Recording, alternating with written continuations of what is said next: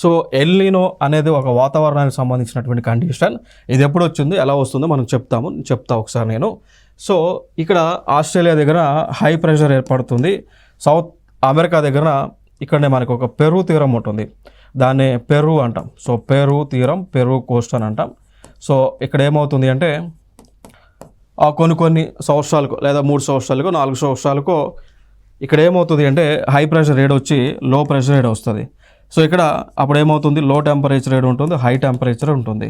So ఇట్లాంటి atmospheric conditions ఉన్నప్పుడు ఈ విండ్స్ అనేటువంటివి ఆస్ట్రేలియా నుంచి టువర్డ్స్ పెరు కోస్ట్కి ప్రవహిస్తాయి. ఈ విండ్స్ యొక్క విశిష్టత ఏంటి అంటే వీటి వల్ల మనకు వర్షం అనేటువంటిది వస్తుంది. క్లియర్.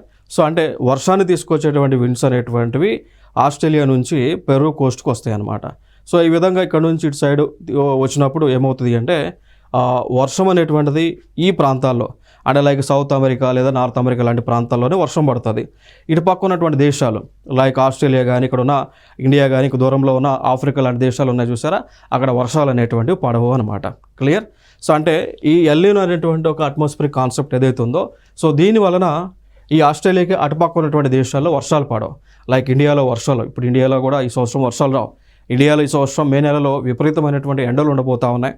సో ఈ సంవత్సరంలో జూన్లో మనకి నైరుతి ఋతుపవనాలు రాకుంటుందో అది ఆలస్యం అవ్వబోతూ ఉంది. ఈ సంవత్సరం వర్షాలు రావు. ఈ సంవత్సరం భారతదేశంలో కరువు వస్తుంది అనమాట.